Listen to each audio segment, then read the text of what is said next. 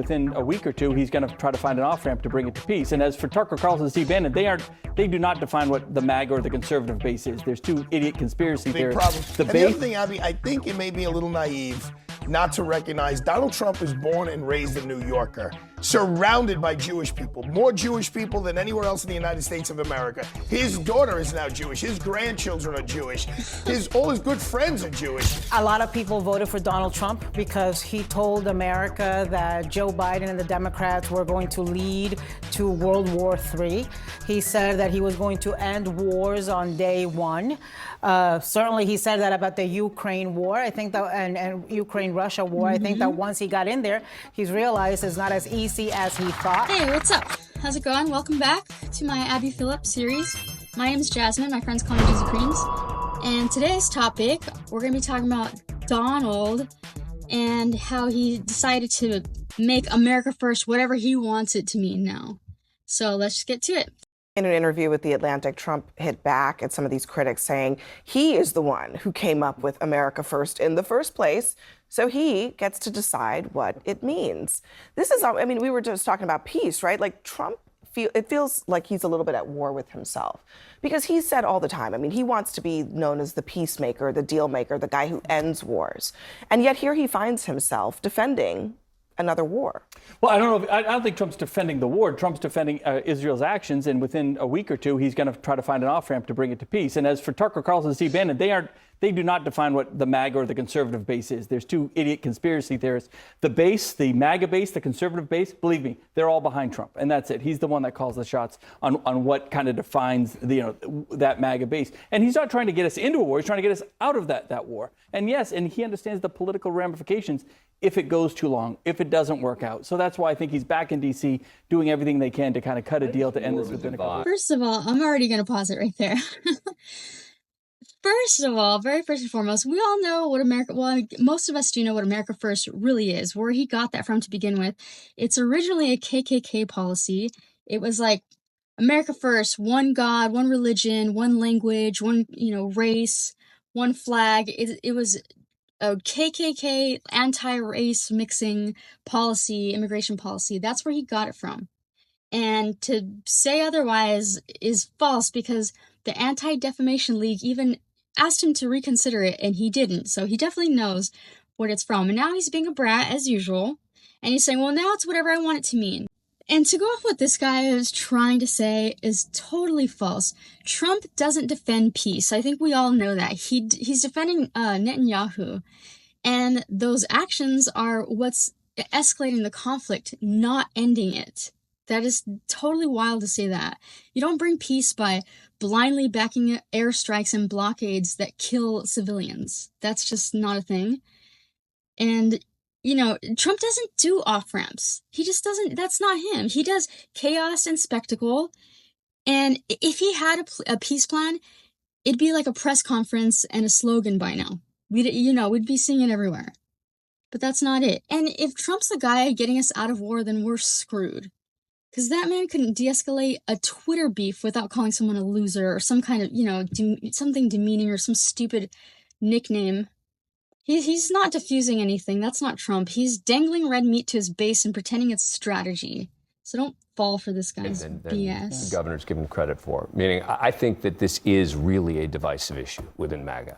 I don't think everyone in MAGA is saying, okay, we're with Trump on this. I think there are a good number of high-profile MAGA figures who are saying, this is not what we signed up for. Now, does that mean they're going to stop supporting Donald Trump? No. Yeah. But it means... No, but they should.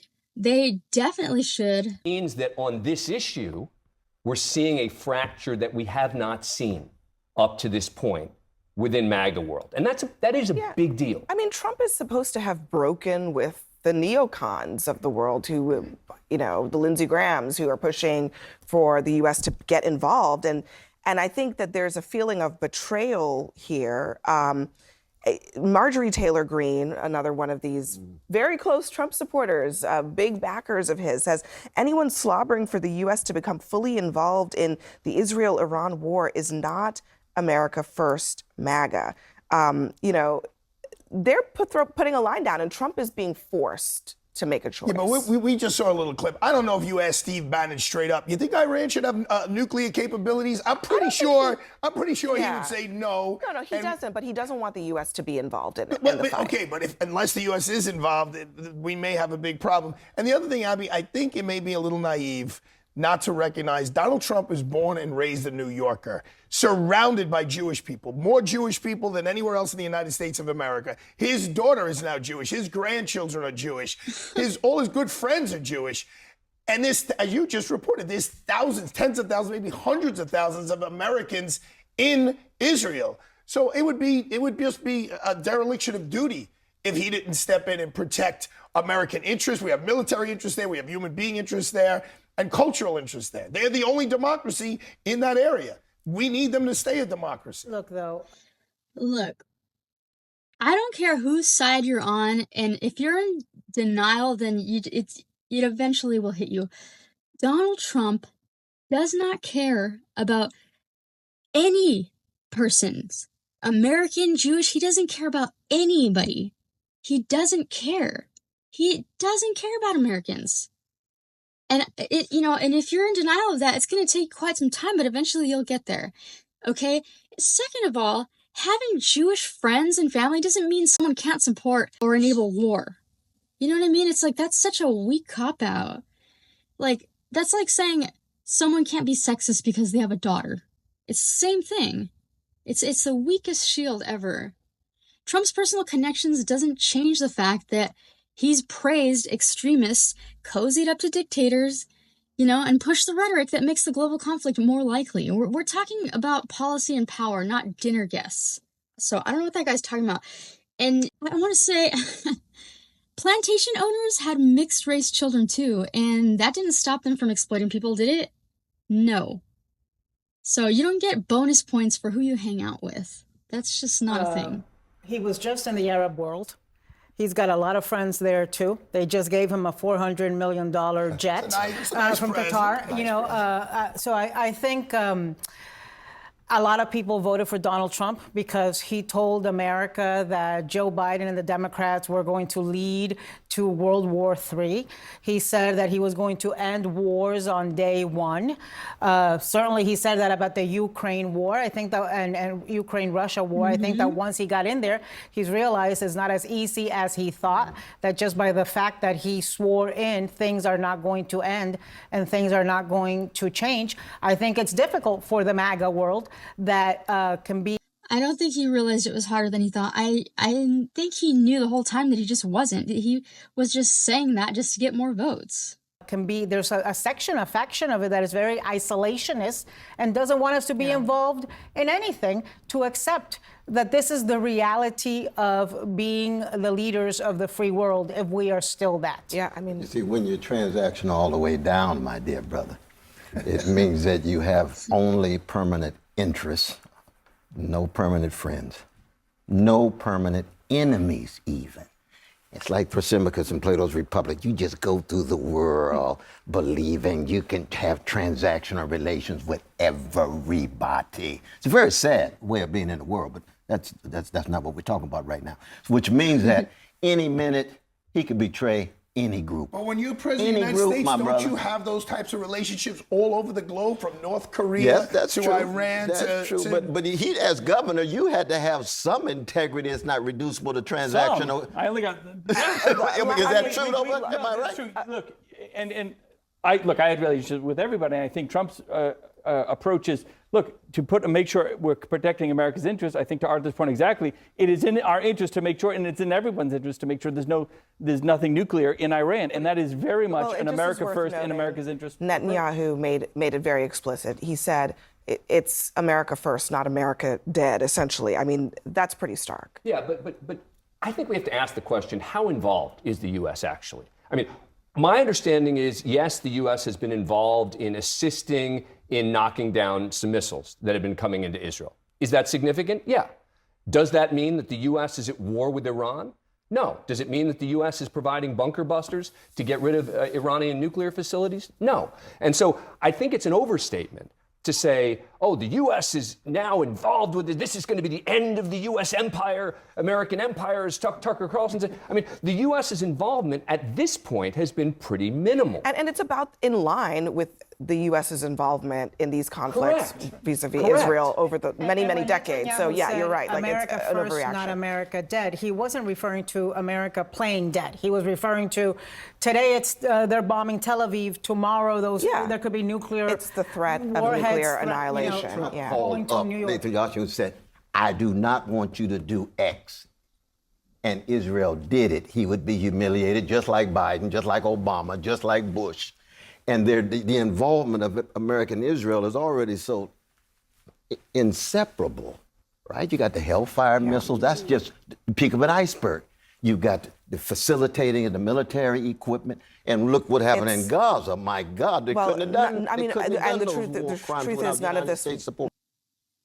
I'm going to stop it right there, but because I just have so much to say.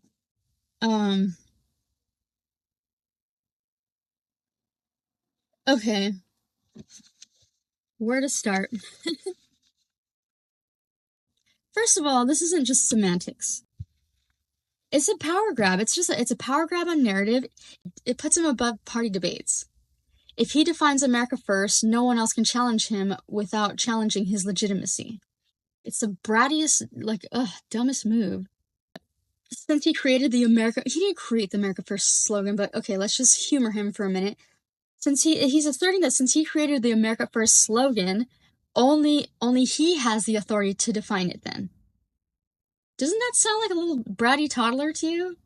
And when it comes to our involvement, okay, do you even want to know? It's bad. Our involvement is pretty bad. So, in short, we're the wallet, we're the weapon supplier, we're the PR team, and the legal bodyguard. That's a lot on our hands, okay?